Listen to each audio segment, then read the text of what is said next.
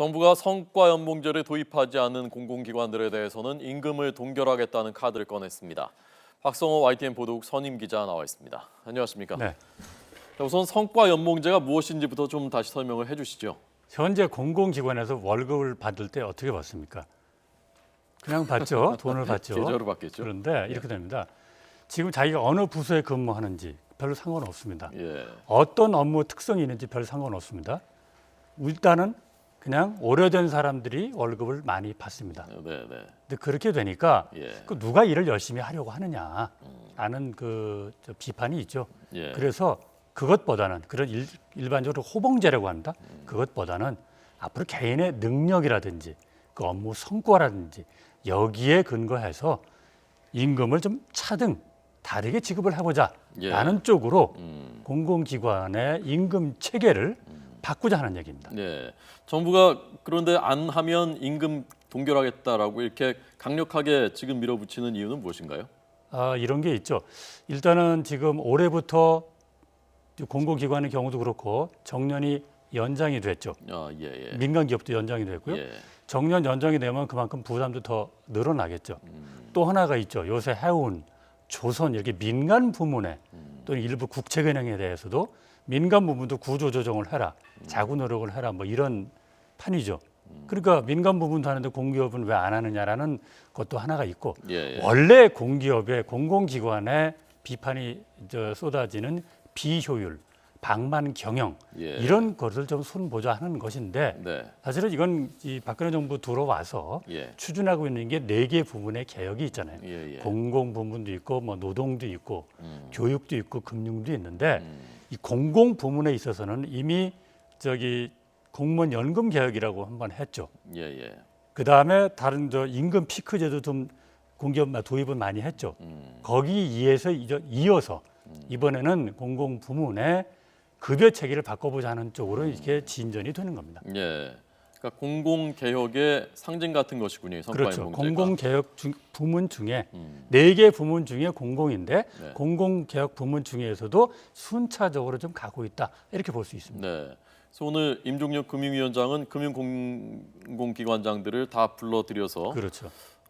이 안 하면은 임금 동결시키겠다라고 그러니까 얘기했다면서요? 그것은 이제 임종영 위원장은 금융위원장이니까 예. 이 공공기관이라고 하면서 금융만 있는 게 아니죠. 네. 금융기관도 그 중에 하나겠죠. 예. 그 중에 하나인데 공공기관에 대해서 하는 것보다 금융위원장은 더 나갔습니다.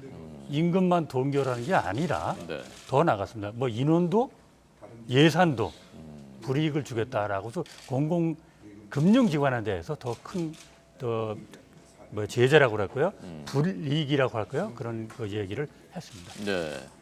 노동계는 어떤 입장입니까? 노동계는 우선 개혁을 하는 것은 뭐 좋다. 다만 가장 우려한 건 역시 고용의 문제죠.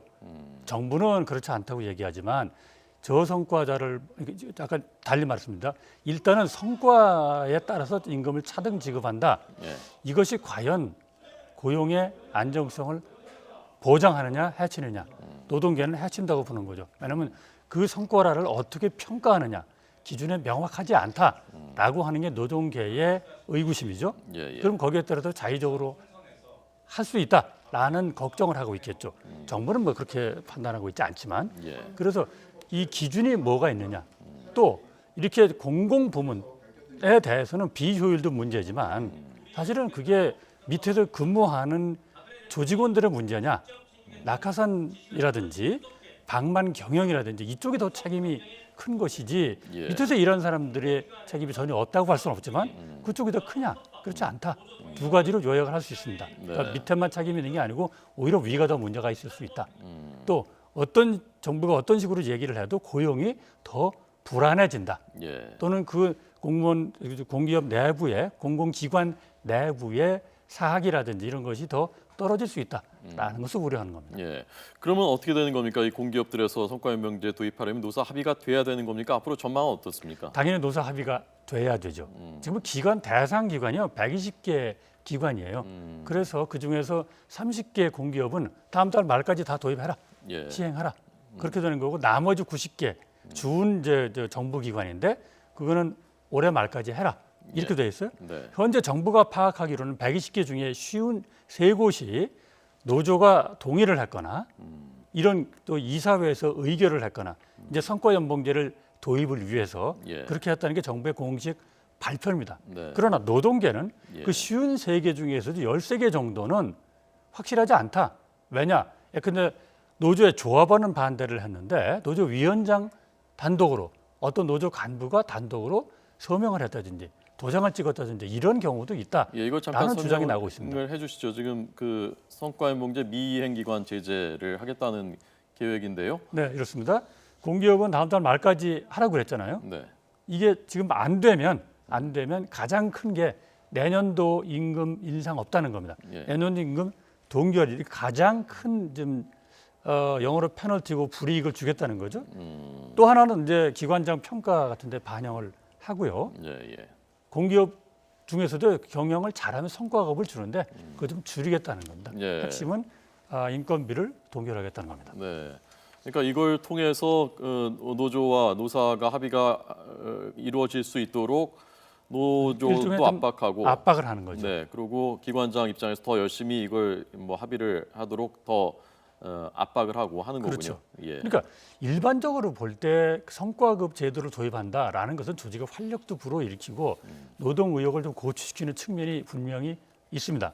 그리고 지금 특히 공기업 부문에 이런 임금 체제 개편하는 것은 상당한 타당성이 있다고 볼 수도 있어요. 아까 말씀드렸듯이 예. 민간 기업도 그렇게 고통 부담을 하고 또 공기업의 공공 부문의 임금 수준들이 결코 낮지 않습니다. 어느 때는 상당히 높기도 합니다. 예, 예. 그렇기 때문에 그러나 높은 자체가 나쁜 건 아니죠. 그에 따른 성과가 있으면 당연히 높아도 상관은 없겠죠. 네. 그러나 일반적인 그 평가가 그렇지 않기 때문에 개혁의 타당성은 더 있다라고 예. 보는데 그래서 네. 정부가 그것을 좀 상당히 강도 높게 추진하고 있는데 그러나 역시 중요한 것은 그래도 절차, 노조의 합의라든지 그런 것은 반드시 거쳐야 되겠죠. 예, 알겠습니다. 박성호 YTN 선임 기자의 해설 들었습니다. 고맙습니다.